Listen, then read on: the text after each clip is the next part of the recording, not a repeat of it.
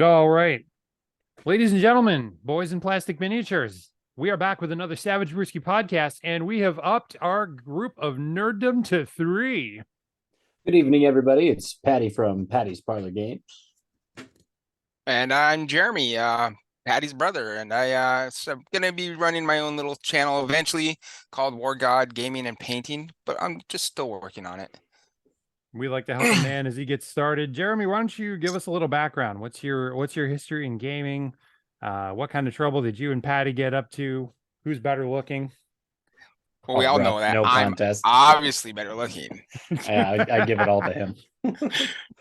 So I grew up in a really small area and didn't really know much about gaming till I was middle schoolish.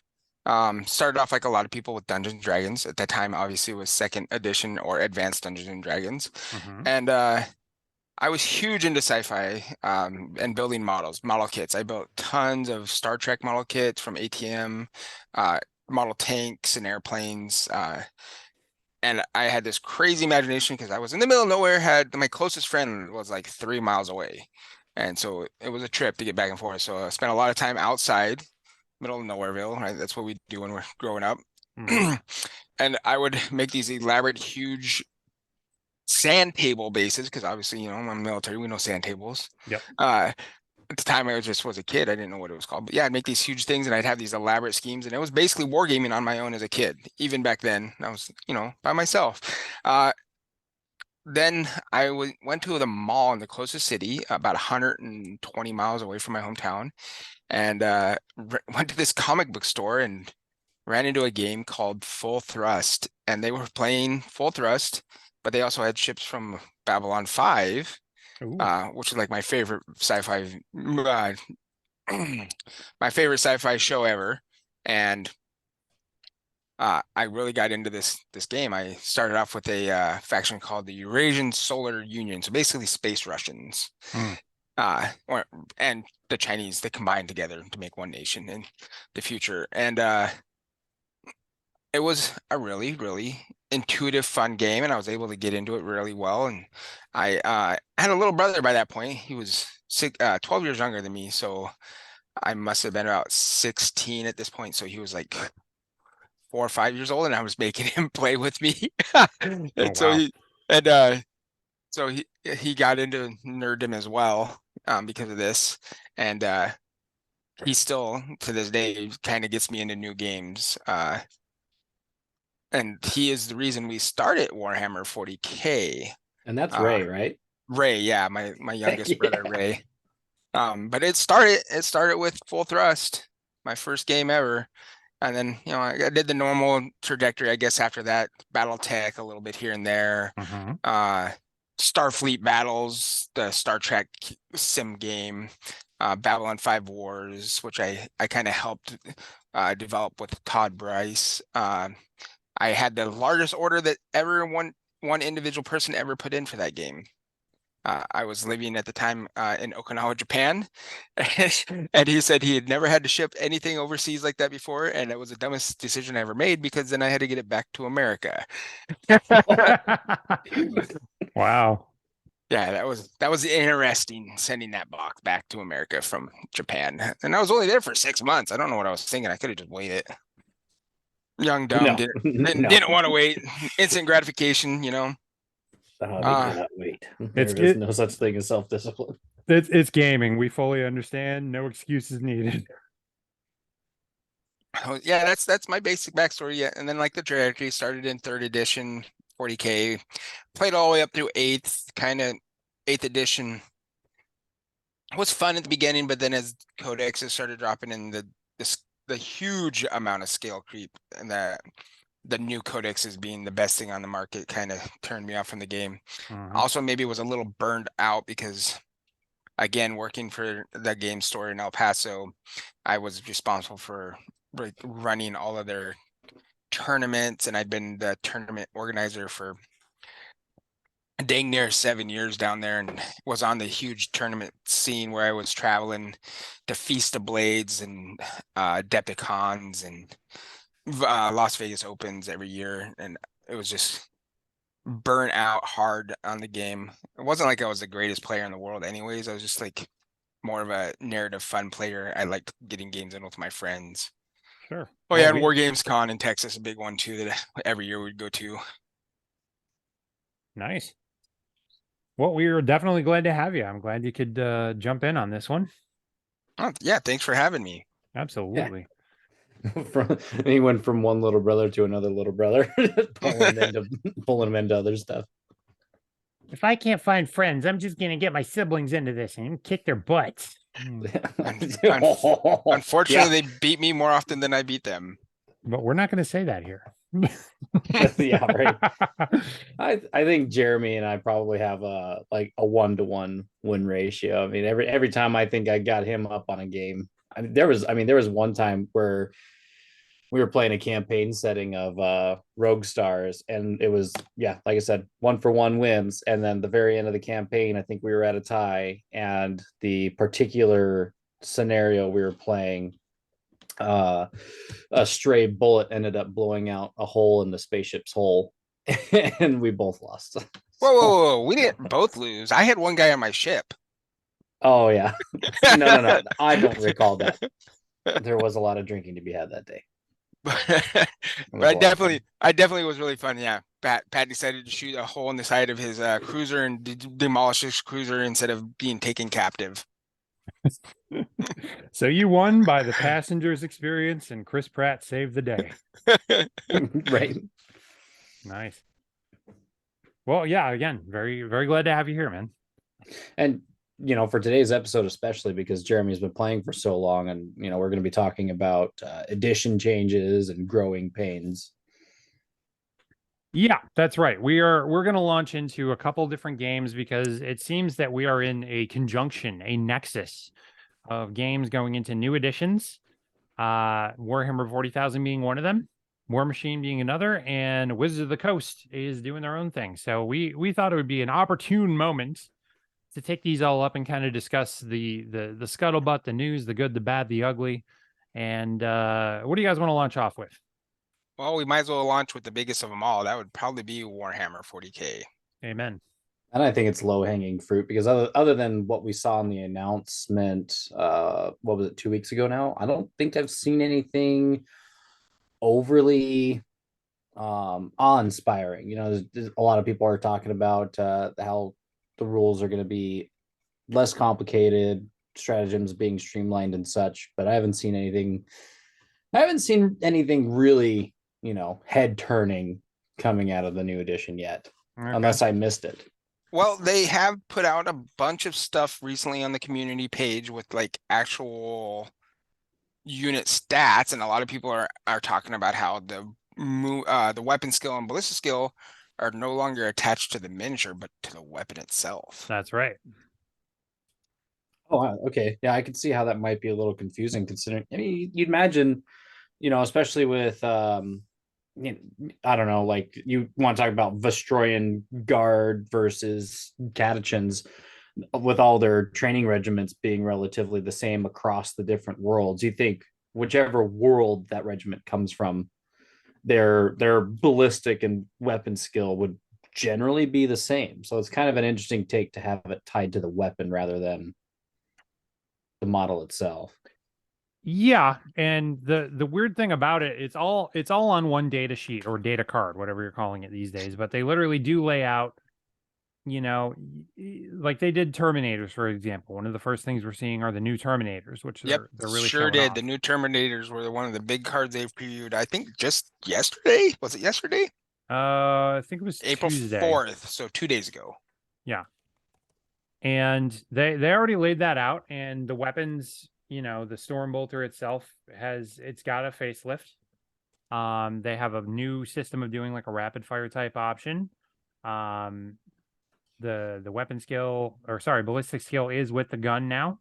So you're really getting weapon dependent skills, if that makes any sense. And I could see this could potentially be cool because it means that you have multiple weapons and the model is going to be better with some of them than others, or they're going to be more leaning towards some than others.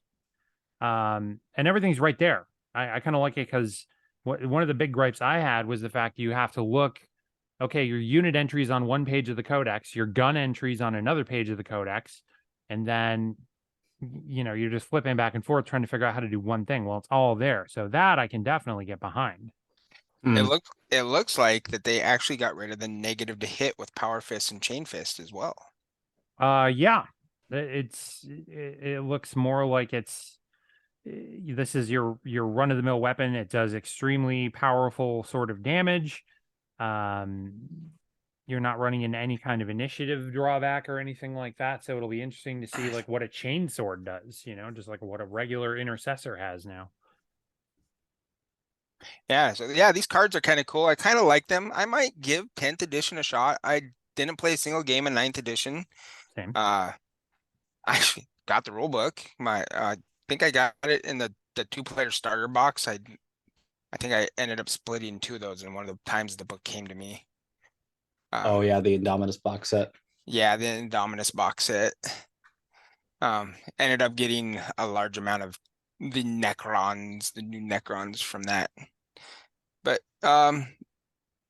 I went to a couple of the Games Workshop game stores here to try to get games and just wasn't feeling the community here for the game. Again, it just seemed like more of a tournament type feel. Nobody wanted to just game for fun. So do you think with the new edition coming out as it is, because your community is largely going to remain the same as it was, right? So with the new edition, I'm hoping that there'll be a few people that want to just give it a shot and just get a game in and see how it feels before they jump full in on board for the tournament play. Because yes, there's definitely a huge tournament feel around here. I think there's actually going to be one of the Games Workshop Opens in Tacoma this year. I believe it's like in June or July. So that's how big it is up here. Like there is a ton of 40K players in the area. We have 5 Games Workshop stores within the 25-mile radius or something like that. Good Lord. Yeah, that's a lot of gaming to be had. But that's just the Games Workshop stores. We also have our friendly local game stores like Next Level Gaming, the Game Matrix, Terra Crux, Mox Gaming, Olympic Cards and Comics. There's a ton of game stores all within 50, 60 miles of each other around here. Lord. The gaming community is huge, but like I said, it's so heavily focused on tournament gaming that I really don't get into that group much more because I was burned out on tournament games, so I still haven't even tried to put my foot back into it. Yeah, so I got 2 things. First and foremost is it's going to be the same gaming group, but the game is going to be different. So there's going to be a little less of the hardcore win at all costs, especially as the new edition change comes over. So I imagine, if it's the same gaming group, but the game is different and maybe even a little more lenient, as to say. So I'm wondering if that's a key motivator for some of the people who kind of were burnt out on the 9th edition, especially if they were coming from 8th into 9th, if that'll bring them back. And then Bruski, if you're familiar with Zombie Orpheus Entertainment, they did like Attacking the Darkness and the Gamers Darkness Rising and such. A little bit, yeah. So I've heard of the Gamers Darkness Rising, but not the first one. Attacking the Darkness is a great mockumentary. It's the same cast, but it's a mockumentary about a church couple trying to ban Dungeons and Dragons in their local community. It's pretty funny. Is this literally from the Dr. Demento thing where he's like, I'm attacking the darkness? Something like that. But the Game Matrix is the store that is like their hub for the movies. And I remember the first time Jeremy took me to it, I had a nerdgasm hardcore. I was like, oh my God, this is the place. So I actually still go to the Game Matrix probably 2 times a month because the group there actually doesn't play 9th edition 40K. They play a conglomeration of 3rd edition through 7th edition 40K. They actually have developed like their own little home set rules where it uses those basic rules, starting with the 5th edition core book and then changing stuff from there, using stuff from 3rd, 4th, 6th, 7th into it, adding flyers and such. And the group there, they are super fun guys to just get a game in with. And I actually played a game, brought my Tau in, and was supposed to play a friend who ended up canceling on me. And one of the guys was like, "Well, just get a game in with me. I'll play this AdMech army." And uh, just I hadn't been so long since I played a game of 4th edition or 5th edition that it was a little bit jarring to remember a lot of those rules, like remembering the fact that you can't actually walk and shoot rapid fire weapons. Yep. Was a shock. I was like, oh yeah, you can't do that anymore. But yeah, I ended up tabling him on like turn 5. So it's a little sad because he only killed like 2 of my units, and that was because he got into close combat with a walker, and I couldn't actually damage his walker. Oh, rough. That'll do. Yeah. Cow battle suits don't have fists. They can hurt walkers front armor. They do, but not very easily. Yeah. But yeah, no, so yeah, the Games Matrix is a fun little store. It looks like that Warhammer is actually going to let you try out their new edition at the Kansas City Open in June. June 2nd to June 4th. So if you were planning on attending that, you'll get a chance to try out their new edition there. So it must mean it's launching within a month of that. I would guess we're looking at a late June, early July launch timeframe for 10th edition. Yeah, they traditionally have loved doing it over the summer, so I can't see them stretching that much past July if they're going to. Yeah, but Age of Sigmar launched in July. 9th edition and 8th edition both launched in July or late June. I want to say 7th edition was a late May, early June timeframe because War Games Con was in June and they came out right before we went to War Games Con, which was really crazy because a lot of people were really confused of what rule set we were going to use. Yep. So, yeah. Overall, I mean, I think 40K has gotten a really good publicity for their launch, but there are people complaining about certain things like that their codexes aren't going to be usable, which I don't understand why people are sad about that, because it's not like it's the first time that's happened. Obviously, the 7th edition to 8th edition changeover was massive, and you couldn't even get close to using your codexes between 7th and 8th. Yeah, you couldn't do anything until you had those indexes out, and you'd had to get those, and those were super simplified down rule sets just to hold you over until your codex came out. I actually loved the indexes. I thought it was the best way the game could have went. I think they should have stayed with the indexes and just updated your indexes yearly. I like them too. It's just, from a fluff perspective, and B, from really having everything in the army list. Some things were missing, some things were out, but I agree. I would have liked that format to just go, okay, good. You have 3 books, spend once, and you have all these armies. I thought that was a great move. Oh yeah, no, but it's obviously Games Workshop, and they're obviously a publicly traded company, so that's about the bottom dollar. And I actually did the math. If you take every rule book I've bought between 3rd edition and 8th edition and you add them all together, and I didn't buy all that many 8th edition books, I've spent over $5,000 on just 40K rule books and codexes. You should have just bought stock. Oh man. Right? I know. I was like, man, no wonder they keep this model of this is how they make their money. They don't. They're obviously their models make money too, but the books make money. They're not ever going to go away from that. Well, they're gonna keep doing those, but I mean, as that brings us to the next change. They're gonna supposedly make the rules free, like the data cards. You're gonna be able to get for free. Now, so they say that right now, and I believe them because they've said it in the past. But Age of Sigmar was supposed to be all free originally too, and you can play Age of Sigmar with the app because all the rules are free on there. But it's not free on the app. The points are there, but it's all there. The formations that are in the rule books aren't there. The relics aren't in the you have to pay for the book to get access to those for Age of Sigmar. Yep. So you can play the base game, no problem. But if you want to be in the competitive market and get all your rules, you have to buy that book. And I'm willing to bet that that's the same thing that's going to happen with 40K. We're still going to have a paywall of some kind. You're still going to have to get that book, either be it digitally or a physical copy, to get access to those formations or those relics. And that's why we have Warhammerpedia, right? That people just basically use that. Somebody's going to get it and they'll put it out there somewhere on the internet, and then somebody will copy those rules and put them somewhere. Battle Scribe. Yep. But yeah, no, Games Workshop makes their money off of books for sure. They make a lot of money off of books. They're not going to go away from it. Privateer Press used to make a ton of money off of books too. And when they changed from their second edition to third edition, I felt like the books were almost useless because all you got was a theme list with no fluff. The storyline that was in the original second edition to our first edition to second edition books was pure gold. I bought every single book from first edition and second edition Warmachine just for the story. Even if it was an army that had nothing to do with any of the factions I wanted to play, I bought that book just to read the story. For sure. When they went to their third edition and there was absolutely no fluff in their rule books, I was like, why would I ever buy this? And I didn't. I didn't buy a single third edition Warmachine rulebook. How about the Grimkin one? Grimkin came out right at the beginning and probably still had the fluff because they didn't actually have an army before that. So you didn't have a story. There was no other place to get fluff. So, it was just like, they had and to I believe have that. the Grimkin did have fluff in it.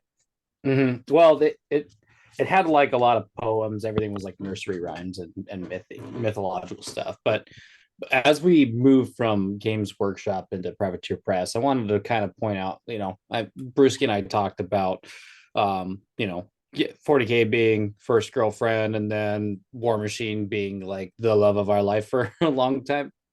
So it kind of bears repeating. The first cut's the deepest, but that doesn't mean the subsequent ones hurt any less. Yep. And so the rollout of the editions, I mean, come on, we had two prolific companies within the tabletop wargaming sphere accidentally had a leak from one of its player base talking about how the new edition is rolling out, and just how vastly different the public relations teams handled those leaks leading into these new editions. Yeah. Wait, go ahead, Jeff. but did you see recently? I think it was in the actual group, the Facebook group for Warmachine. The guy that they've been blaming for the leak came out and said, "I didn't leak anything," and they actually had to backtrack and say it wasn't him. Oh, well, yeah. I mean, not that I'm getting any friends on the Warmachine page, and come on, I am a member on the Warmachine, except with blackjack and hookers. Yeah, so I'm on both as well, but and the usual names pop up as troublemakers for Privateer Press. It's like, why do you guys continue to associate with those guys? well, I mean, if you're on blackjack and hookers, it's Adam, and if you're on if you're on the regular page, if you're on the regular page, it's everybody else. It's everybody else. It's kind of funny because all the people that are closely tied to Privateer Press, it's like they're the people they have the most disdain for are the player base. It's so rough. That's what it seems like, right? I mean, and I don't even understand. Like, yeah, Adam's got like some peripheral type connection to Privateer Press now. He was like hired on to be like their public relations person. Worst decision ever, obviously. Mm.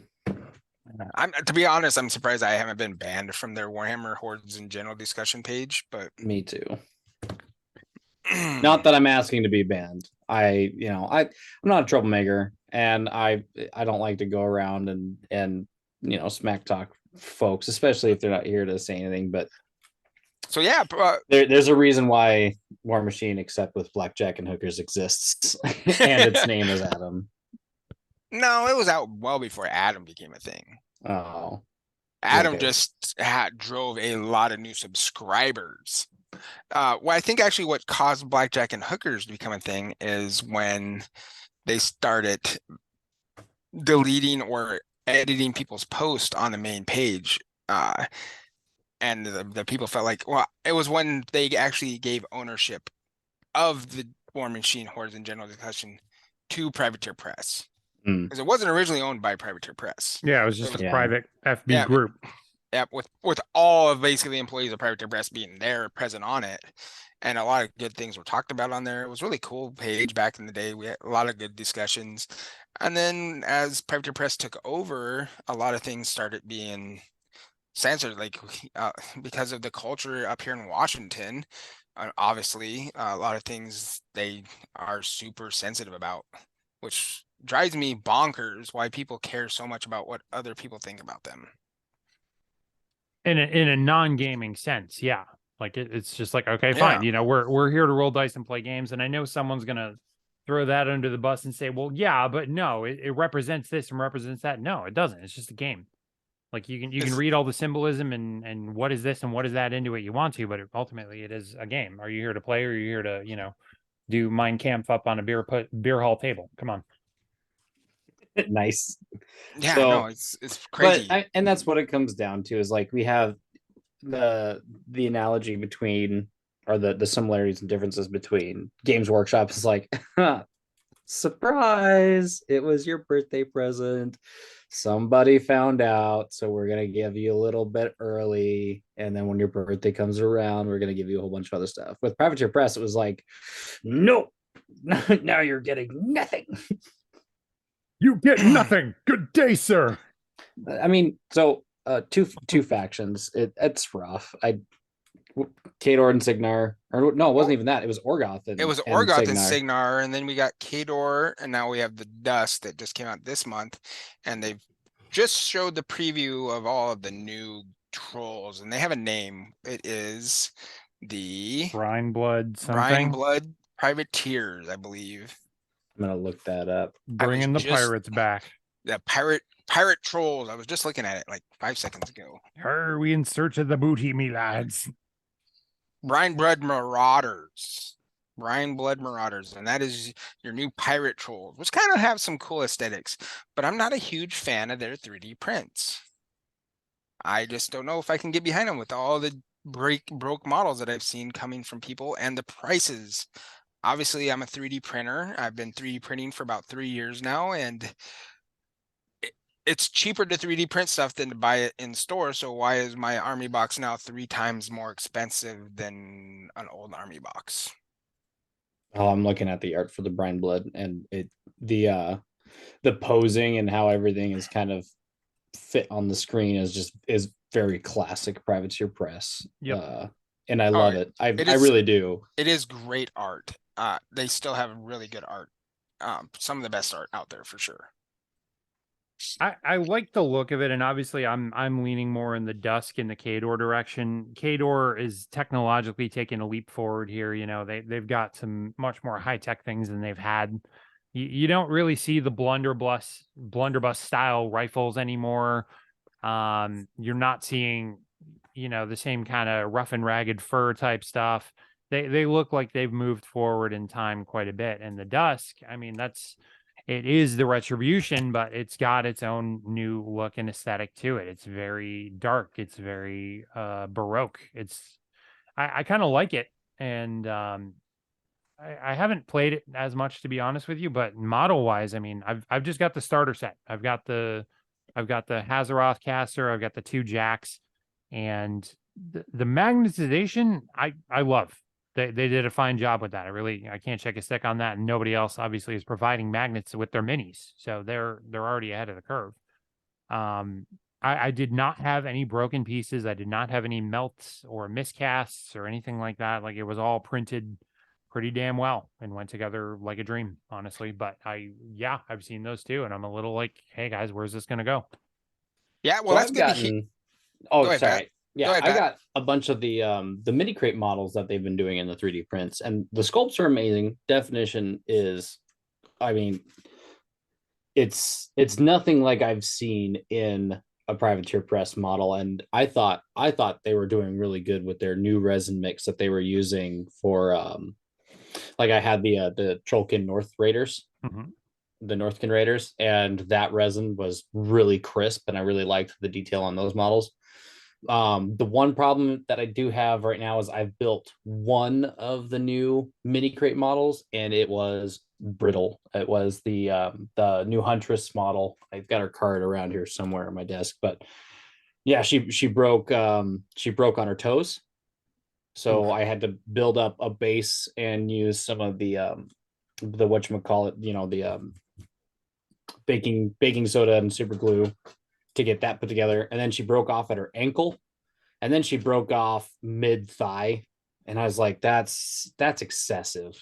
3 times. Yeah. Oh yeah. All on the same leg. And I'm Nope. surprised that she looks as good as she does. Yeah, nope. That should not be occurring. Yeah, that's really sad to hear, but it is nice to hear that your models came in good, Bruski, because I've been looking at the Orgoth, and I've always had a huge thing for the Orgoth since the original lore came out, and the models, some of them look really nice, but I think I'm just gonna give it a little bit more time to see if the Christmas and everything gets there. And again, I'm probably just gonna have to save up because paying almost $300 for a box set to start off with is just a little bit to start chew for me. Yeah, I'm in a little bit of a position where I'm like, I could maybe justify this for like a birthday thing. I could maybe get away with this for, okay, good, you got a bonus, it's a holiday, whatever. But normal entry point, I don't know.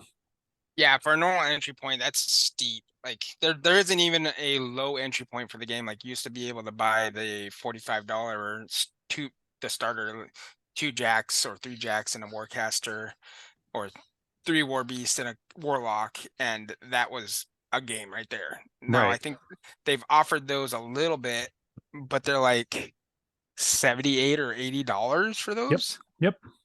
And that's just like, that's rough. That's almost $100. I can buy almost any of the large scale Games Workshop models for that to add to my, or the whole start collecting boxes that they were doing back, but I think they don't do those anymore. They're doing the new, but the old start collecting boxes the Game Workshop did was almost a 200-point army at that cost. And that was 10 to 12, 13, 14 miniatures. Now we're getting 3 miniatures for that. That's what I'm talking about. The price on these is a little steep. That's rough. 3D printed models that should be cheaper, in my opinion. They're saying that they got to pay for their employees. Yeah, we see you have employees, and your minimum wage in Washington is no joke. It's almost $17 for minimum wage up here. And then you have to pay for your overhead for your buildings and everything, but still it's a lot of money. It is. And, switching gears in terms of privateer press, I mean, I'm obviously putting a lot into Warcaster. One would think these starter sets are going to come with more things. Like, okay, the Warcaster starter boxes, you're only getting a unit, 2 solos, and a jack, but you're also getting dice. You're getting all the templates you're going to need for arc, for damage, for weapons, for lockdowns, for tune-up. You're getting cards. You get the full rule book. Like that, if I'm spending, what is it, $75, $70, something like that.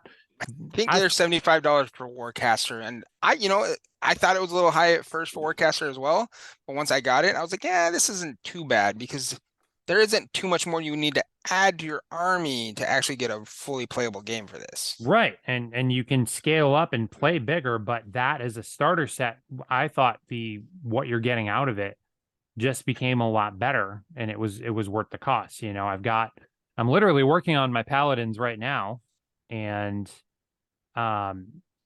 just in terms of what's there and what you get out of it, it was enough to roll with. So I really hope, when we get to these alternative boxes, or maybe even just down the line a little bit when there's some breathing time, that we see a change and we see a little more, at least a little more value in the sets. Because I don't know, you're just getting minis. That's it. Like, man. Well, yeah, because they're trying to push everybody to subscribe to their app, right? They want everybody to subscribe to their app, which I think you have to pay for, obviously, like they've all done with all the previous war rooms. You don't have to. There are perks to doing so, but you do not, like, you could just download the free version and play the game. You're just limited in terms of how many army lists you can save. That's to your local device. Right. I think that's the only difference. All right. And were we not talking about this, Pat, where like even when you pay for the subscription, you're still downloading your list to your local device and not to some type of cloud? Yeah, that's what I heard. That was some months ago.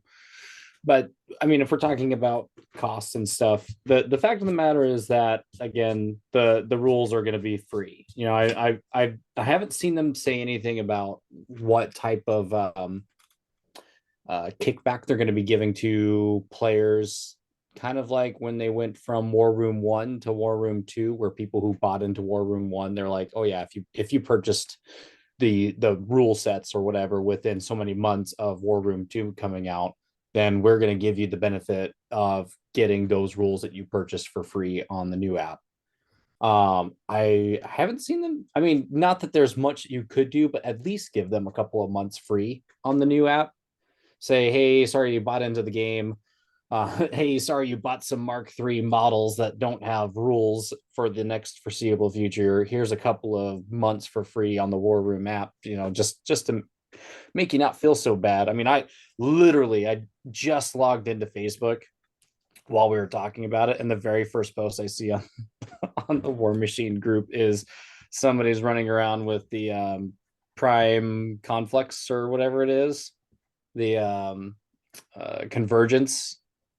Oh Colossal. yeah, the Convergence Colossal just got it in like their mystery box, right? Mm-hmm. No, he says, hey guys, this got this model from Adepticon in a box, and I would love to know what I could do to make it viable for Mark IV. And the very first comment was something to the effect of, hey, sorry, the rules aren't out yet. And the guy's like, wait, so I got models I can't play with yet? And it's like, well, it's an edition change. And he's like, oh, well, that's great. And then this other guy comes out of nowhere. He's like, I mean, if it helps, I just plan on carving up my $120 model for rubble for terrain pieces. Yeah. It's like not great. Not a great look. That's not how we want to be treating new players. No. I think they did say that the Colossals are going to be getting rules very shortly, though. That's like one of the next things they're adding. I gotta call a spade, and there have been too many things with Mark IV. It's not deal breaking. That's not the degree I'm saying it, but there are too many things with Mark IV where I really think Privateer needs to like pause, take a look at what they're doing, and just go, okay, we have to make this a quality game. We have to make this worth marketing and worth people buying, and we have to think with all the angles. We're not just getting new people. We're not only getting old people. We're returning some people to, like, it's got to work for everybody, or what's the damn point? Yeah, and like I said, anybody could have done anything a multitude of different ways. And when the first leak came out, it could have been like, okay, you got us. Too bad you're gonna have to wait. Here's a new steamroller for you. We'll catch you next year. I mean, because here we are coming up to that point where I think it was around this time there was like whisperings and mutterings, and then it was July, August of that year they announced the edition change, say they're going to roll it out in October. Then they had to roll it back, and it was like the end of October, and then this and that. And and it's not confidence building. So versus when you look at something like Games Workshop, it's like, who knows? I mean, Games Workshop might be looking at 10th edition and they might be sweating under duress saying, we weren't ready for this. But, I don't see anybody throwing fingers. Like, no one's calling Jim Bob up from fulfillment saying, hey, jerk, thanks for throwing the new Dante in this wrong order. And now you really spilt the beans. Versus whatever the internal playtesters or whomever said what. I don't know. But you think Games Workshop actually playtest their games? That's funny. Yeah, they long since fired their quality guys and their playtesting guys. They were like, good, get the hell out of here. We're writing rules to sell models. Let's not pretend anymore. Their playtest comes from the next big tournament that's coming up. They have reps there. They get all the data, what happens there, and they see what army was viable, what armies weren't, and then guess who gets bumped up? The armies that weren't viable get bumped up so they can sell more models for that army. Well, if anything, but play games with free rules. I mean, models are great, and it is kind of really cool to see. That's just the way that the world is going, is free rules, unless you're Wizards of the Coast. Well, there's companies out there that don't sell or just give away free rules. There's a prime aspect we were talking about right before we went live was Ivan Sorensen's rule set, the 5 parsecs, 5 leagues. Those aren't free, but they're not. Well, they're not a model company. Yeah, they're not a model company. They're not bank breaking either. Those rules are under $20, and that one book is all you'll need until he decides to change his edition. Or you love it so much that you want to play fantasy and you decide you want to know what 5 parsecs from home is cool. What about 5 leagues from the borderlands? Yeah, and those game companies, they're just selling books. Obviously, we know that, but I mean, sometimes rules can be free if you're a model company and are getting money from your models. But sometimes maybe you're a book company and you need to. That's just your aspect. Well, I'm certainly going to give the pass on companies like Osprey and Oh yeah, Modiphius and such. I mean, Modiphius does some miniatures, but Modiphius also publishes a lot of books that are miniatures agnostic. If you're not getting your revenue from there, it's not like Modiphius is going to do a second edition of Rangers of Shadow Deep, and Osprey is like, oh, okay, yeah, sales for Frostgrave are slowing down, so we're going to sell a third edition of Frostgrave or a second edition of Ghost Archipelago. They get the pass on selling the rules because that literally is their business.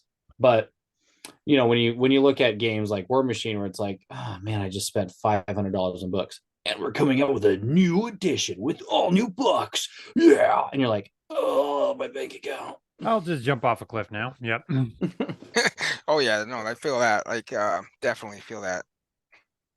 I was Especially actually for games just, that are. Oh yeah, go ahead. I was actually just looking at getting the new battle tome for the Corn that released like last week for Age of Sigmar. And I realized I actually haven't even played a game of third edition of Age of Sigmar since it came out.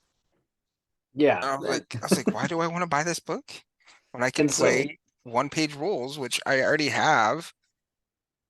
Like, why do I want to go buy a $50 book? And when did they go $10 more expensive than they used to be? Yeah. Jeremy and I have been using a lot of our models to play models agnostic games more than we play the games that the models were intended to be used for. Oh yeah, no, that's a definitely fact. One-page rules, I love you. You're awesome. You're not one page anymore, but you're still awesome. Oh, they're still one page. They're not going to call it 5-page rules. All right, drop it. No, I'm going to trademark that term. You stay off of it. My rule set, you son of a bitch. Yeah, right. You can't copyright rules. The hell I can't. I can do anything. My mom said. I mean, that's what Games Workshop thinks they can do anything. Space Marines trademark. Yeah, okay. Yeah, right. Okay. AVP comes along. Nope, we have the real Marines. So I guess what I'm getting after is we're kind of rolling into Wizards of the Coast as we're going from like one granddaddy of them all who deserved a lot of ire. Games Workshop, I think really the worst thing that they've done recently is they've increased prices, which sucks. And then Privateer Press, gosh, and I give them so much goodwill. The new edition rollout, holy crap. And then we talk about Wizards of the Coast and the absolute train wreck that company, along with Hasbro, has been since December, leading into. It started before December, unfortunately. Yep. Oh, what you just started hearing about a lot of it in December because that's when all the online community started. Look, I wrote off Wizards of the Coast and Dungeons and Dragons. Not like after the first 3 books for 4th edition came out, and I liked 4th edition. I didn't love it, but I was like, yeah, okay, I can get my cashies into this game. And then they released Gamma World 7th edition, which was basically Dungeons and Dragons 4th edition, and I was like, these are the only 3 books that I'll need for the rest of my life from Wizards of the Coast anyway. Right. So I don't know if you even know this, Pat, but I was one of the original playtesters for 5th edition Dungeons and Dragons back when it was called Dungeons and Dragons Next. I do remember Dungeons and Dragons Next. I do remember that as well. So my name might even be in the books. I'm not sure. I don't remember if they actually credited us, but me and my buddy Pete, we spent a lot of time down there in El Paso, and we play tested a lot of stuff, and a lot of the small things that you see from 4th edition that actually made its jump into 5th edition are there because of us. So action surges were huge in 4th edition. I don't know if you guys played it any 4th edition or little bit. So, Yeah. So action surges was huge in 4th. That was like their thing because they were trying to capture that that video game feel. The limit break kind of feel. We kind of took accent surges and turned them into what we called inspiration. And everybody could get inspiration points, and the inspiration was ability to kind of do an action surge. Had a different feel to it, but it also was something like you get this one chance to do this something epic kind of thing, and then you can earn new inspirations. So inspiration was a big thing that me and my buddy Pete pushed for. When D&D Next originally launched, there was no classes nor races. It was just random duder on the street. And we had to fight to get classes and races put back into it. It was a really awkward first few months of the playtest. And I don't know if they hadn't have the right direction, because going from 3.5 to 4th edition was no playtest at all. Chris Perkins wrote, developed, and published 4th edition just out of that was his baby. Everything that he wanted to be in it was in it. That was what Chris Perkins wanted, so that's what they got. Going from 4th to 5th, because obviously the huge amount of people that had pushback against 4th, we spent a ton of time playtesting. And I want to say we were doing playtests for it almost 2 full years.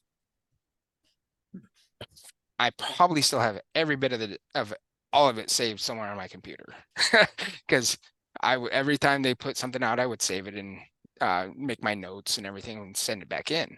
You must have serious credibility online. You're like, people start debating this stuff. You're like, that's not what we wanted to happen. Right. I try to stay out of people's conversations, but there is sometimes when people say stuff that I was like, no, that's not what we were thinking at all as a playtest group. That's what I mean. Like, people, they get so carried away on something and it just becomes so twisted from what the actual intent was. And you like, I have to speak up. Like, no, we did not intend this. Yeah, I do feel that. And then sometimes I just gotta bite my tongue, because I'm an old guy and I'm not the most politically correct person. And the people that tend to have those arguments are the people that want to cancel you for having those opinions. I mean, sure. And I'm in the same boat. I'm not particularly a young guy either. I am too politically incorrect for most things. I think that's honestly why my channel is not, in the thousands or whatever, or is not getting the same kind of stuff. But it's like, yeah, I have personal integrity. I have a viewpoint, and typically it doesn't align with the majority. That's fine. Mm-hmm.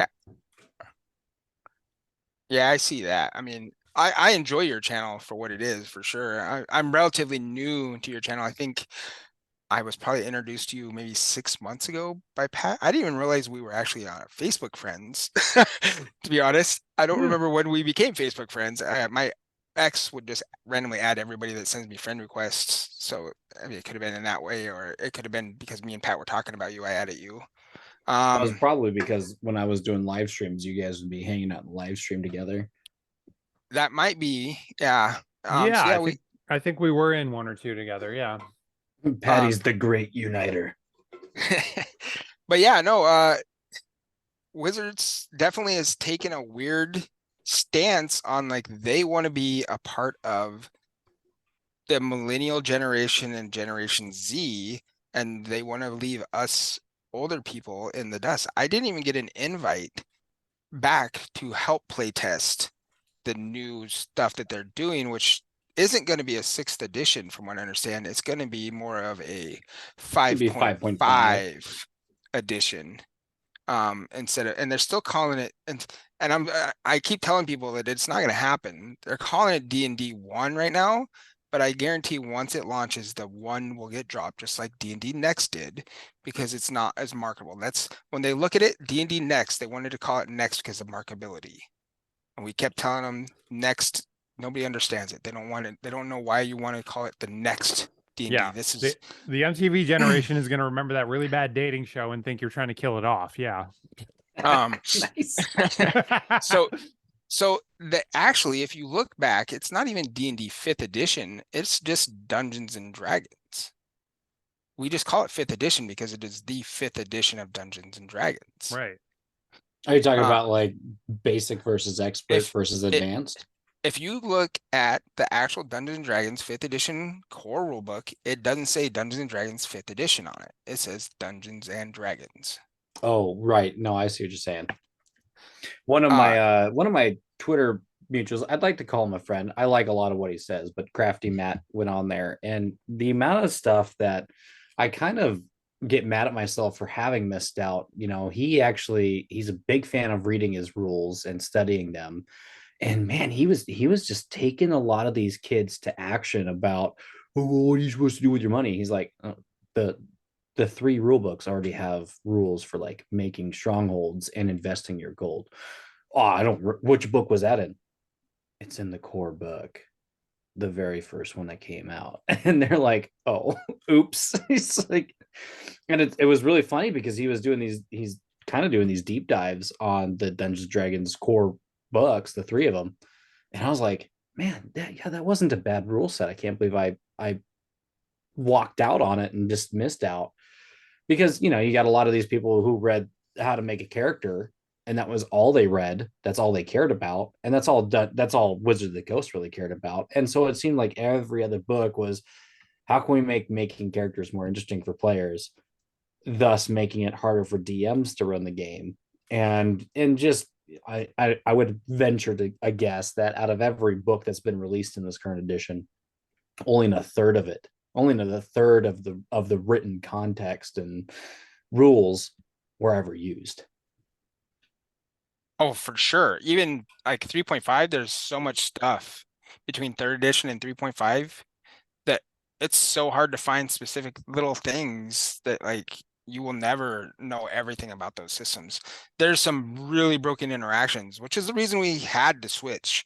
And you know what? They probably do need to go to a full new edition of Dungeons and Dragons. I think they're getting pushback because people are so like, maybe it's part of the Games Workshop mentality, like, oh, all these books aren't going to be usable. Well, why won't all my books be usable? People need to get away from that. These books aren't usable with RPGs. Every single book you bought that's an adventure book is usable in your next edition. Yeah, you don't even need to use the same system.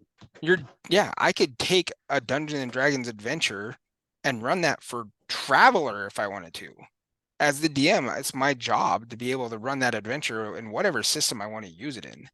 I think we've gotten to the point where people and a lot of games masters are just lazy, and they don't want to spend the time to work out that adventure for whatever system they want to use it for, or make their own adventures. And everything just has to be published for them nowadays. Yeah, not only that, but I think it's a symptom more of the guys who only play mainstream games, where they're that dependent. Like, if someone says there's a new edition, they will go, I need those rules. They can't think, and they can't create, and they've never been in the writer's spot. They've never been in the position where they have to go, oh, cool, I now have to come up with something. I actually have to put some create and some think into this. And as far as their GMing goes, they were like, oh, cool, great. I took this scenario that it reminds me of this thing from Lord of the Rings. And I took this scenario that's from The Wheel of Time. And I took this scenario from, and they can't do something that original. They've got to go along. Well, as somebody who writes scenarios and aspires to make some of my own hobby cash selling them, I've never had a problem with people running sold scenarios or out of the box scenarios. That's fine. I mean, there's, at the end of the day, you can do random tables for as long as you want. Some people want an overarching story. And Bruski and I talked about a lot of this in our very first episode, is killing the imagination killer, that nothing beast. And sometimes those pre-made adventures, biased as an opinion as this is, like I said, I sell them, so it is what it is. I don't think there's anything wrong with using those. And if I could just I don't want to play devil's advocate for the Wizards. I don't want to play the Wizards advocate, but so if we talk about a lot of the stuff that they're rolling out with this new edition, it's a lot of stuff that I don't mind from a business practice, right? So for years, the Dungeon Master has been the primary, I guess, cow to milk. Yeah. They've been the people that buys all the books, gets the groups together. Maybe the players buy a miniature for their hero. Maybe they buy some dice. And some players, they buy a lot of dice, but they're not buying them from Wizards. They're buying them from ChessX and stuff. So the primary market is for the DMs. Well, as we're going on, like you guys were saying, these, DMs are getting lazy, their DMs are getting burnout. The first off, if you're getting hardcore burnout, like a little bit of burnout, that's one thing. But if you're getting hardcore burnout where you don't want to run the game anymore, Something's wrong. get good.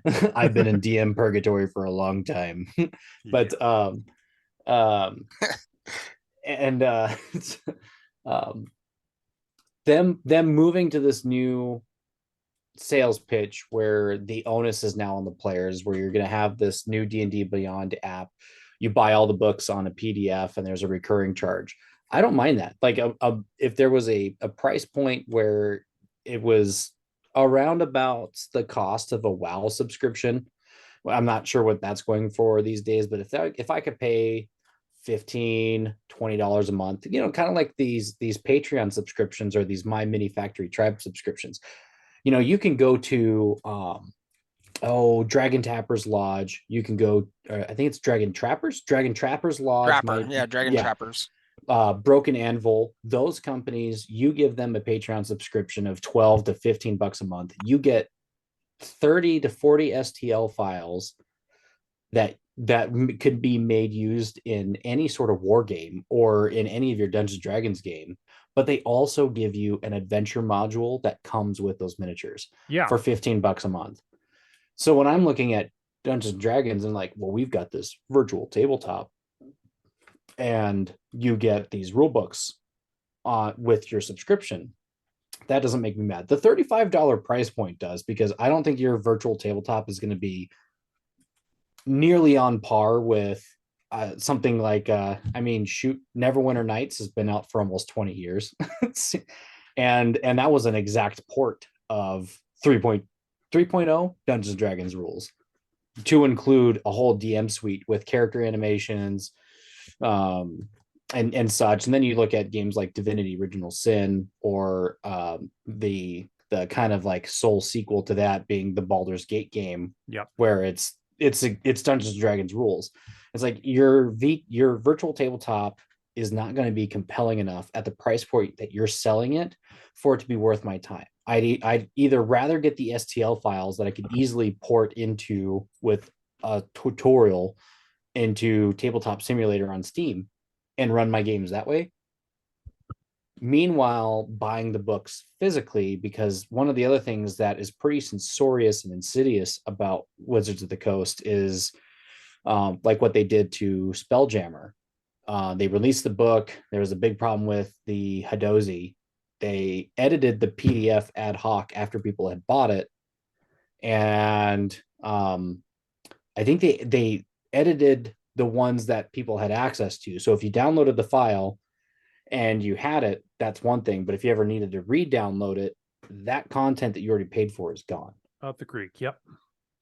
So what was the issue with the Hadozi? Was it that they put in there that they had been a slave race? Because racist people equate monkeys with Black Americans or African Americans or people of darker skin tones, because they can't seem to separate fantasy races. And frankly, again, with all the respect to Bruski, because I've said this before, I don't want to do anything that's going to cause hate to come to his show, but I've got my opinions. If you look at an orc and you're like, man, that's a black guy, you're the racist guy. If you look at a Hadozi and you say, man, that's a black guy, you are the racist person, because that wasn't at all the connotation I got. It's coming up in your head, not in their rules. Yeah, that exactly. Yeah, well, that totally brings us into the next thing about the new launch that they're doing, and they're taking away the half race. Actually, they're getting rid of race 100%. They're going to call them species, but they're getting rid of the half of anything. You won't be able to play a half orc or a half elf unless you use the 2014 book, which they say is still viable in the new edition. But they won't have new rules for those. As soon as I heard that and went over it in my head, I'm like, so you're telling me that somebody that's half Asian, half Norwegian is racist? It's such a weak sauce like way to put it on Watsy's part. It's just like, no, this has been around forever. You're just, you're gonna nuke stuff that's literally mainstream, like Critical Role. There a bunch of them are half characters. What the hell? That's suddenly invalid? I don't think so. So yeah, it's Yeah. like I said, it's not what they're doing, it's how they're doing it, and it's all of the intentions that are blatantly stated, and even the ones that one can infer based on past actions, where it's like, man, with the new age of Jeremy and Ray and we play every Sunday through Zoom, and we do it 100% theater of the mind. I did minis for a little bit when my son was playing with us, and then I kind of moved into my office. There's not a lot of room for that, but having a virtual tabletop, I think, would actually be pretty cool. I wouldn't mind having a virtual tabletop. I've done virtual tabletops for online games before, and they're really nice. But that's for my online game, and I guess the communities nowadays, there's a lot more of those because of the COOF. The cool. Yeah, I mean the D20 system grew huge over like the last 3 years. I tried to log in the other day, and my account is still there, so I still have one, but I'm so far behind on anything that's happening there that I'm totally lost. They've updated the page so much. It looks a totally different interface. But yeah, Wizards of the Coast. Yay, you guys. Yay. So again, it's one of those things. So like on Twitter, I see a couple of companies that are coming out with virtual tools to help streamline the game. I don't mind tools. I welcome them. I welcome anybody who's able to do it in such a way that even old grognards or even middling grognards like myself can pick up and appreciate as a way of them adding to the hobby. And again, in theory, this D&D Beyond, if it had been at a price point, if it had been by a company who's like, no, we're writing a book and that's the book, instead of making me have to feel bad about everything I've done as a human being my entire life. And I'm a pretty virtuous person, I would say. Most of these things I would applaud. I would absolutely be like, heck yeah, dude, that virtual tabletop is sweet. And having it written by the guys that make it, no one's gonna know how to integrate it better.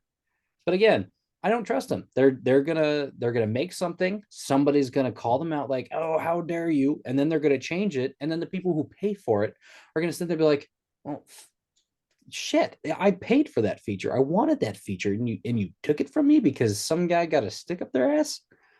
What the crap? Basement Yeah, gamers, man. Basement gamers. they need to get away from listening to their community so much. And again, it's a Washington-based company up here, and the whole culture up here is so whack. Like, you have to be careful about anything you say or do in any of the stores, just because our the Games Workshops closest store to me just got a new manager, and I'm pretty sure the manager's trans, but I don't want to say anything because I'm not 100% positive, but it totally looks like a dude, has long hair, talks kind of like a girl, but obviously is not a girl. And I think I've heard people call her before, but she doesn't like introduce herself or anything like that. So I don't know what her name is or anything. And I've only been to the store twice since she took over, about 2 weeks ago. So I'm a little confused, like, of how to interact with someone like that when, like, I don't want to step on people's toes around here, because you could Because it can also easily be, just it's get the same canceled. trap as asking somebody like, oh, hey, how far along are you? I'm not pregnant. I'm chubby. Ooh, Yeah, like- rough. I am so sorry. Like, I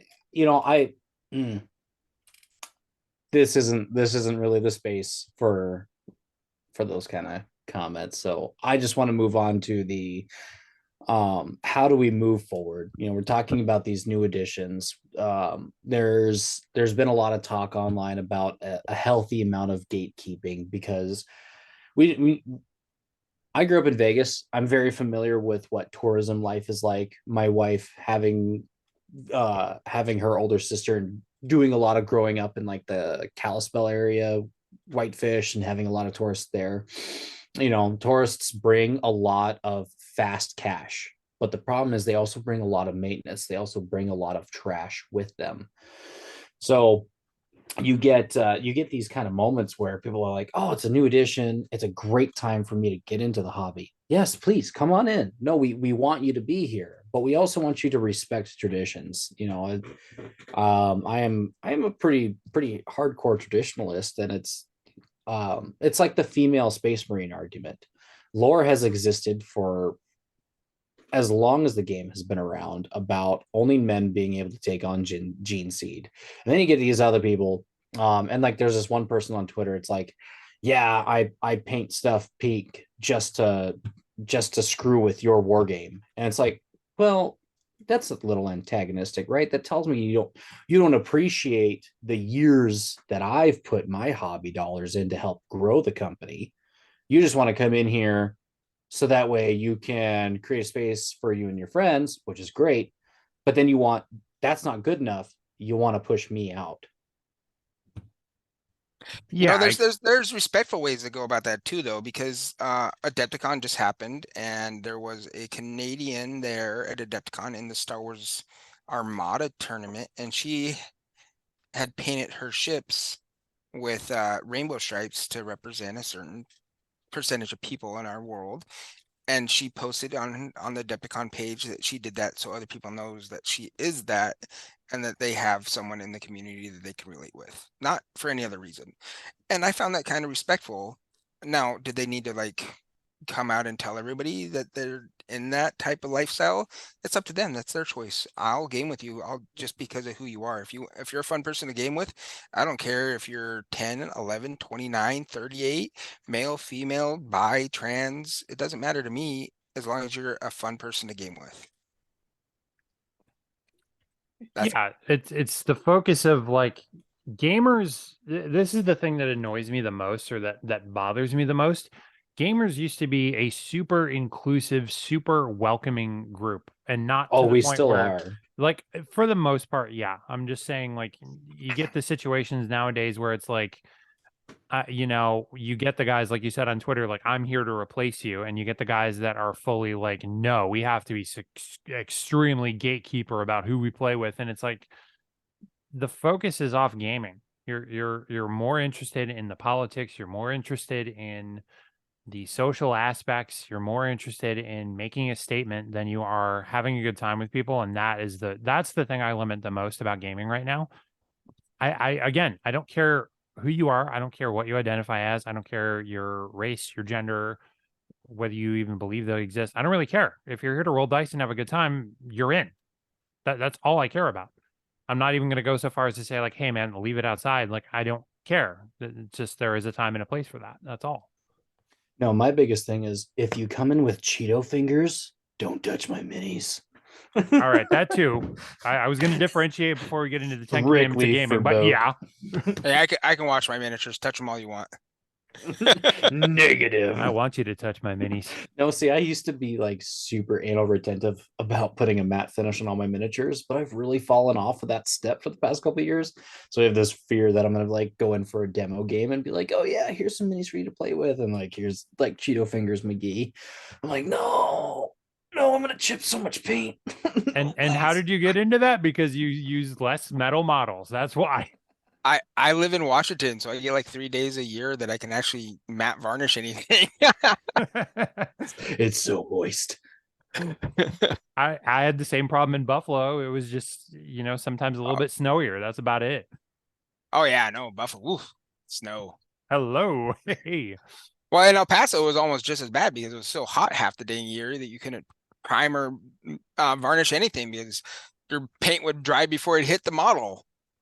I did take some time to prime some models when I think it was 36 degrees out. So it was, maybe 37. and I think they turned out okay. I do agree with the guys who say as long as your paint is warm, your can is warm, you shake it, you go outside, you spray, you come in really fast, you're good. You can do that. Just don't rush it. For sure. Cold is better than hot because as long as your can is room temperature, you should be able to get a good prime. But if it's so hot that your paint is drying before it hits the model, you get a nice grainy, sandy texture on your model. Oh yeah, which is sad. I did that with the Harbinger and Menoth. You know, remember that model? Oh yeah. Oh my gosh, dude, I was so happy to finally get her. I put it together, let the glue dry, and then as like the next day came, it was a sunny day, and I was so used to living in a cold climate that I'm like, oh man, I can't wait to prime my miniatures. I primed that one and my heart sank. I was like, no, it looks terrible. Yeah, that's always sad. I do most of my priming with airbrush nowadays. It's a lot easier in the house. Just hit it up with the Vallejo black primer. I've been using Army Painter, and I've honestly kind of settled on those. Way back in the day, I used the Citadel stuff. I have not used them in over a decade, so I don't know if they're still as good or not. But I'm talking about the Army Painter spray cans. Yeah. All right, I use them a lot because they're about the third of the price of a Games Workshop can. Yeah, we just used those. What was it? Was it last summer or the summer before that to prime up a whole bunch of terrain that we used for a couple of games. We primed up like the GW Connexes and such. Yeah. We're at the house. I still have about 7 or 8 cans. I do use spray cans for terrain because it's just easier to get a terrain done with spray can than it is airbrush. Also, my 3D prints that are done with FDM are always done with spray cans. I start with a filler primer from, I think, Krylon. Then I do some wet sanding, hit it another time with the filler primer, and then the base primer of black. Usually black is my go-to primer. But yeah, terrain always with spray can. My 2 or 3 days out of the year, I can actually spray outside. Yeah, so I mean, just kind of rolling it back. We got a little off topic there, but a new edition came. If the new edition comes around, if you have your printed books, and I think Uncle Adam has said this before, there is no police force in the world who's going to come and get you to stop you. Yet we don't live in like some equilibrium style world. Christian Bale's going to bust your door down and be like, "Give me those books," and then do some gung fu on you. Gung fu, gungata. I wish Christian Bale would give me gung books. for me. That's right. So when you're looking at a new edition, there's 2 ways. You can lean heavy into it, and you can say, now is the time I can grow my group, because a new edition is always a great time to get new people. But you can also there's nothing wrong if you're one of those basement gamers, if you're one of those at-home players. There's nothing wrong with keeping things the status quo. You know, if Bruski and Jeremy were here, I'm sure we'd all be playing Mark III Warmachine like it was no one's business, and no one could stop us. You know, we live in a world where everyone wants to play new and whatnot, especially when it comes to games with tournament stuff. But role-playing games generally are evergreen. And I see there's an ever growing market of people who always want to get into basic expert box sets and old school essentials and such. And there's nothing ever to fear about the new stuff, so long as you've secured your bag and, you know, your physical copies of the old stuff. Yeah, and I especially, you know, there's a reason, even though they're not role play games, there's a reason I hang on to all my old Warhammer codexes. You know, A, the lore, B, the paint tutorials. Those are never going to be around again that way. So. Oh yeah, for sure. The old codexes had great paint tutorials. You know, some of them had missions in them, and those missions are still fun to play, especially in like narrative type games. So yeah, I keep every old book. Like I said, I was just going through them a few weeks back and adding up. I don't even want to know, between all the different game editions, how much money I've spent into books. It's probably close to $10,000. I mean, I have a ton of books. But friggin' worth it. Hey kids, if we're going to talk Dungeons, Yeah, talking to Get us into Dungeon the college, Dragons. Here we are. Dungeon Dragons books. I have every single book that came out for 3.5 published by Wizard of the Coast. That's not including other publishers. I have tons of books from what are they? Necromancer Games, Frog God Games, Mongoose yeah. Publishing. I mean, I have so many books. So many books that if I was to put them in a bookshelf, the bookshelf is actually weighed down so much that the boards start to bow. Mm-hmm. So yeah. Quality shelving. Yeah, and those are the nice $100 bookshelves that Walmart sells, you know. Speaking my language. Yeah, the particle board, man, you build it, and if you build it where it's going to sit for forever, it'll stay there for forever. But the moment you decide, man, this would look really good on the south wall, just forget about it. Go buy a new one. You're done. You're done.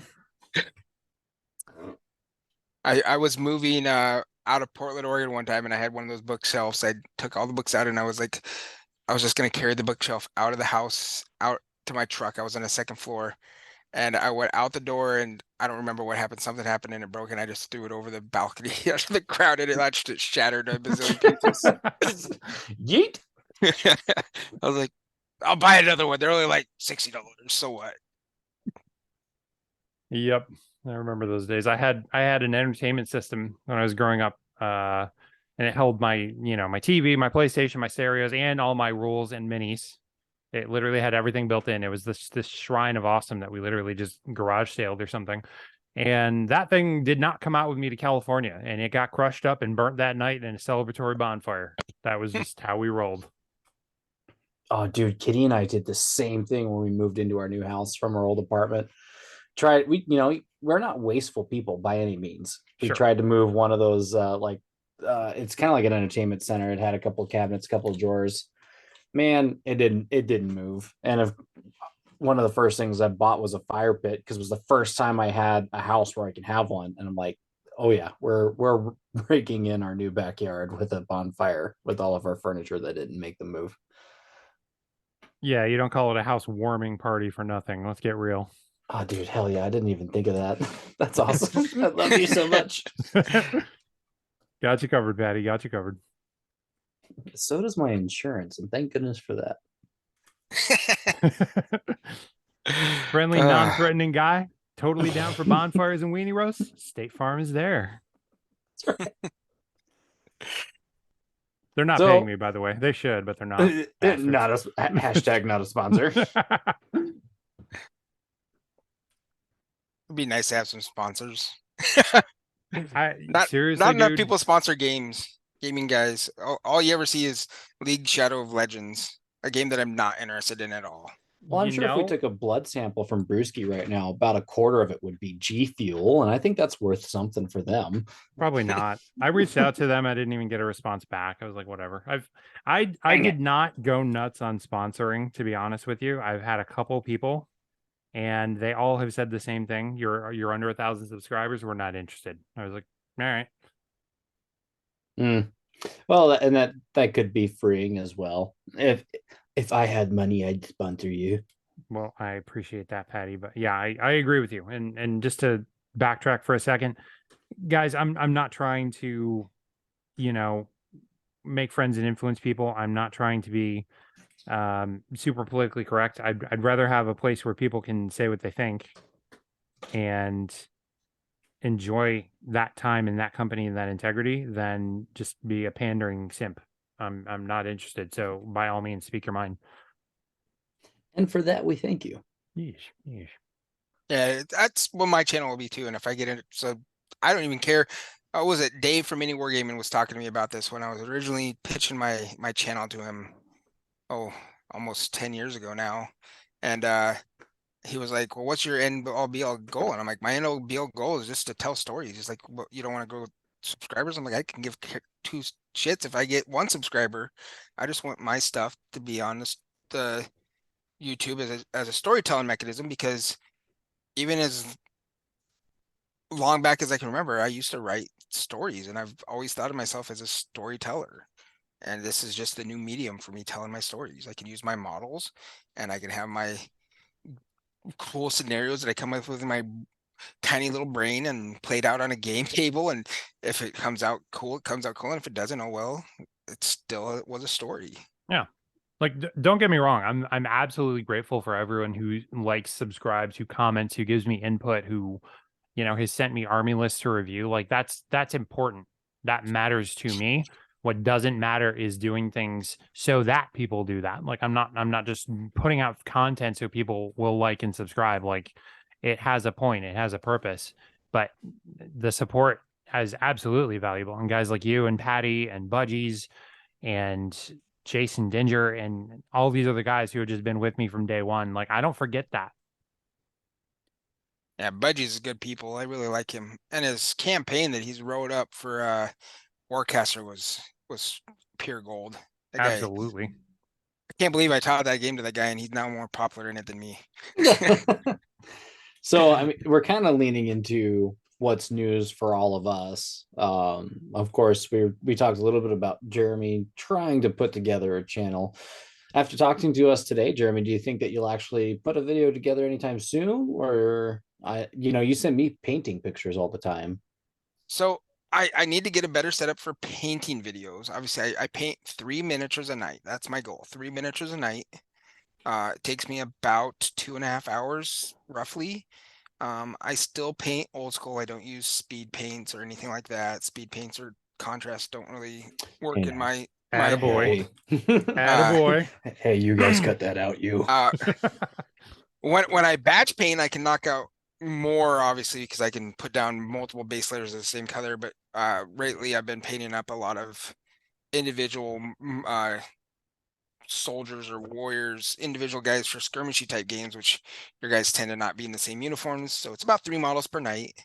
But I don't have a way to film it at my painting desk because I don't have anywhere I could put a tripod, or I don't have a camera built into my computer because I have an old school actual desktop. And I don't have I just have that handheld camcorder. So I just don't see a way currently right now to film me painting. That would probably be the easiest way to get started. Well, would be to do my painting videos one a night. As of actual game videos, I've working on one. My first game with me and my daughter playing our Rangers / Frostgrave game. It's been recorded, but I got to go in and take some still shots still to add in. I actually left, the table has been set up for 3 weeks. Nice. Because I haven't had time to go in and get those still shots in because I'm on my final set of orders for the military. They end today. So Congrats on that. I have 16 days left in the Army and only 4 days of work left to do for them. One of those days being my retirement brief. And then I will be officially retired from the Army after 23 years of service. Wow. Well done. Which is nice. Fine. I didn't want to give it a go, but again, like we're talking about, like us being old doggards, the military's moved on from my views on what we should be. And if I don't move on, I'm probably going to just say something and get in trouble. Did I feel you? Oh man, it was so freeing to take that uniform off. Thank you for your service, Jeremy. I appreciate you.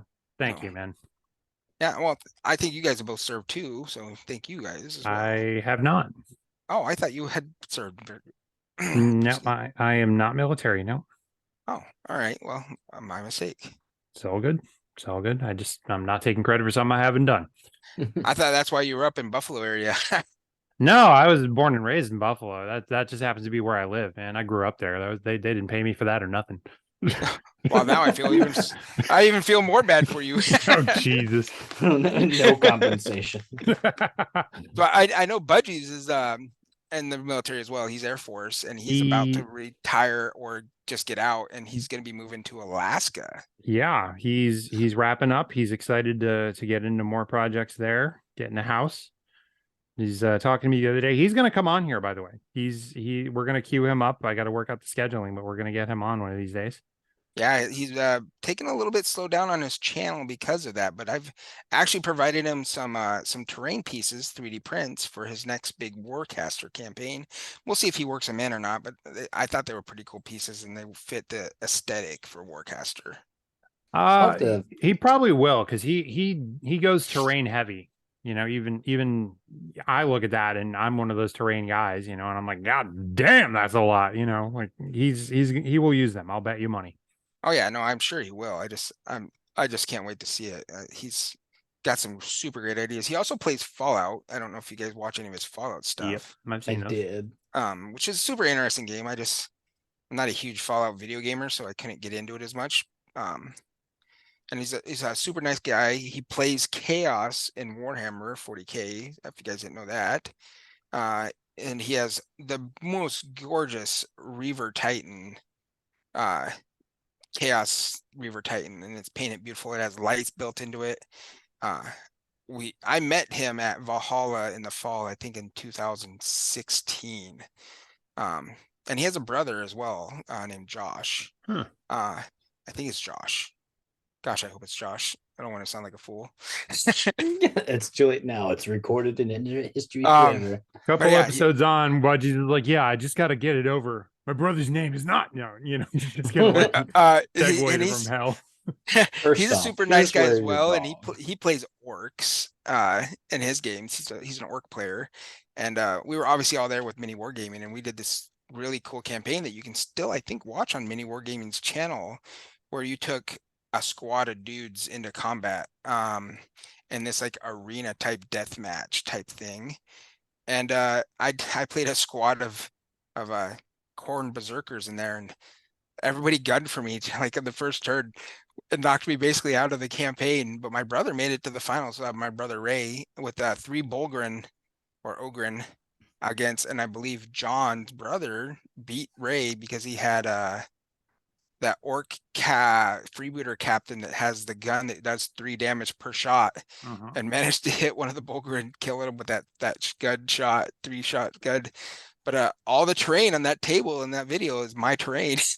I had fully painted Chaos Castle from Age of Sigmar, and Dave saw it and he loved it and he wanted to put it in the game. And then there's these spiked pits that were 3D printed.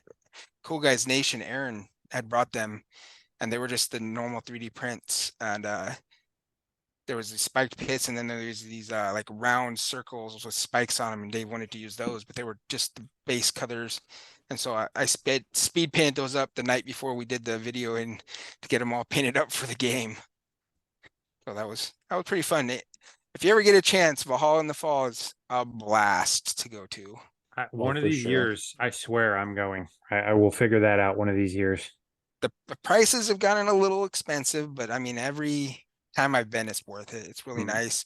Money is no object for what you get out of that. Yeah, the food is really good too, and the community there is great. You get to meet a lot of good people. Jason from Monument goes almost every year, I think. You get to actually interact with Sean from Blue Table Painting. He's there that every guy. year. The Mini Wargaming crew doesn't really come much anymore, but Adam's been there. Adam Looper from Tabletop Minions, really good guy. Really like Adam. He actually turned me on to a lot of my solo individual skirmish games, like 5 Parsecs and his own game, Space Station Zero, and the game that's probably started me with skirmishy games, A Song of Blade and Heroes, a great little skirmishy game that you can teach to pretty much anybody. Then who else has been there? Obviously John from what Budgies is there. Miranda, Wargamer Girl. Yep. Yeah. Wargamer Girl. And then her friend Dan, who used to work for Mini Wargaming and have his own YouTube channel for a while. Codex Dan, also known as Mini Wargaming Dan. And he brought with him a few times. He brought oh man, just forgot his name. Owen the Cooler. So Owen's been there a few times. I think Owen moved recently though, so he hasn't been as much because he got a new job. And then you get some random people there. We had a guy named what his name? What's his name? Adam from Don Forge Cast. He had a YouTube channel, Don Forge Cast. I think he doesn't do it anymore. He used to play D&D games online. DM Scotty goes now and he runs some games there as well. Oh yeah, I got to play with Scotty. That was definitely one of those big moments for me. Jeremy was there the first day that I met Miranda in person, and that was a big day for me. And then when I got to meet Scotty because of Miranda, I was like, oh my god.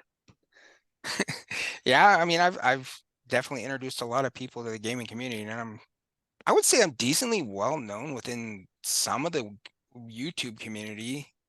Like most of the big channels or I want to say the biggest channel, because I don't think I know anybody from that big one that just launched that's kind of challenging mini wargaming. I think they're based in the South. What was that? Play on tabletop? No, they're in Play on Tabletops in Ireland. They're nowhere near challenging games for mini wargaming. Oh, okay. Not tabletop combat. They're across the pond too. Well, I think we probably should kind of wrap this up. I don't know how long we've been going for. About 2 hours. Yeah. Oh wow. Bruski, do you have any news? I mean, so far about all I can say. You saw on Twitter, I've been working on some Warcaster Paladins while we're here. I'm testing out new brushes, loving new texture paint from Huge Miniatures. I'm in a paint challenge. I forget her formal name or whatever the hell, but I'm in this weird challenge on Instagram. Raise Dice Draw is the hashtag. RAE. Raise Dice Draw. Yep. Yeah, I'm gonna have to find that on your Twitter. It's you can pick any mini, but she basically draws. She's got a huge bag of dice, and she draws 3 dice at random. You pick 2 colors of the 3 that she draws. You can use black, white, and 1 metal, and that's the only 5 colors you can use on a model. You pick the model; it's totally up to you. But the challenge is blending. You're only using those 5 colors. You have to blend everything. You can't use anything else. And she's interviewing some of the guys that do these. She does a lot of little Instagram live interviews, so I wanted to jump on that just because I'm really beginning to find blending is a skill I've not done enough of, and I want to kind of push myself. And I deliberately picked up the Immortal Weaver for the Eternus Continuum for Warcaster because I thought it was such a sick model, and I'm going to use it later. Hint, hint. But I really wanted to do that, so I've got the preliminary up, and I'm gonna get to work on that in a little while. But yeah, just doing Warcaster and casting with you guys. Nice, very good. Well, I'm in agreement. I guess we can cap it at that. Yeah, 2 hours. Oh, sorry about that. It's all good. Up a win. What was that, Patrick? It was the dodo. What you playing, Paddy? Right. Some dog hasn't been touched in 2 years. Let someone pet him for the first time. At Hope for Paws. Oh God. Yeah. What was it again? It was Raised Dice Bag? Raised Dice Draw. Hashtag Dice Draw. Yeah, RAES Dice Draw. You can find that on Insta. Yeah, I found it already. Easy enough. It's on there somewhere. You'll see like 5 bottles of Huge Miniatures paint and metal mini. Oh yeah, Pro Collects. I like that. I'm liking that paint range, by the way. They come off a little bit thick, but the metals are really shiny. They're really bright. They give you a lot of. They don't give you like a dull luster. Their fluorescents are off the hook, and they glow in your UV, by the way, which is amazing when I find that. Yeah. I'm liking it. It's not a huge range yet. They don't have every single shade under the sun, but again, blending is a skill I need to get better at, and I love the paint so far. They have some really nice transparent paints too that aren't like what we think of when you get like a wash or a contrast paint. They're just kind of like a little bit more see-through. They're really nice for doing stuff like stippling. So if I want like a darker undertone and then go above that. So I used them at Raw Hollow a few years back. They glaze really well too. I haven't seen the transparent stuff. I know they have washes, but they glaze really well. So I think their washes are brand new. They just put those out. washes and yeah, they released some bundle. I think it's like the natural tones or whatever. I'm totally fanboying for huge minis at this point. But anyway, Oh, yeah, Trying to so I'm think if I've following. got- I just started following this person, so we'll see. oh, she's cool. She's got a ton of really good guys. She does really good interviews. I'm freaking you put a plug in for her actual name because I can't remember the account name, but Ray is Cassie PR. Maybe. Oh no, that might be the person who posted that one. I don't think so, Tim. Hang on. I don't know. It doesn't work that way. I One don't know moment. Instagram very well. One moment. Ray Ra. Raerah. Yeah, I just saw her comment. Yeah. So absolutely phenomenal page. Ton of really good artists, a lot of good interviews. Really, really worth checking into. I love doing that, and you know, it's gonna be fun. So I'll let you guys know when that's done. Cool, funny. I was actually following her already. Yeah, I got some huge miniature stuff right here. Right, that's the name of the company. Huge Miniatures. Yeah. Yeah, I got some of their basing stuff. The texture paste I'm finding I really like. They make some really good tufts. The paint I'm loving so far. I haven't really tried their glue. I haven't tried some of the other stuff, some of the terrain, some of the flock, but everything I've been using so far I really like. And it's a little thing, but I do try to support the smaller companies, especially if they're, you know, we're in the US. I try to support Made in the USA. And Brinton over in Ohio has been great. Absolutely phenomenal service. No complaints whatsoever. Cool. Well, all right. I went ahead. I took a note down here. Next week, we're going to talk about new indie games. Yes. We wanted to get into that. So I think next week we can come a little more prepared and really have our list and give some really good shout outs there. Do we want to talk about board games? And there's board games on Kickstarter right now that are, some of them are going to be kind of new, but they're obviously board games with miniatures. Yeah, we'll talk some more. We'll talk some more leading up to that. I kind of figured, you know, maybe we can all take 2 or 3 of the ones that we're looking forward to or looking at currently, and then we can do small dives, not deep dives, but small dives as we give some other independent creators some love. Yeah, we could do that. Nice. Cool. Well, I mean, for now, I'm Paddy. I'm Bruski. And I'm Jeremy. And we're going to sign off for the night. Thanks as always for tuning in, everybody. If you have a topic to bring up, you want to shout out an independent game for next week's episode, go ahead and leave a comment. As always, we're glad to have you, and we'll see you on the next podcast. Good night, everyone.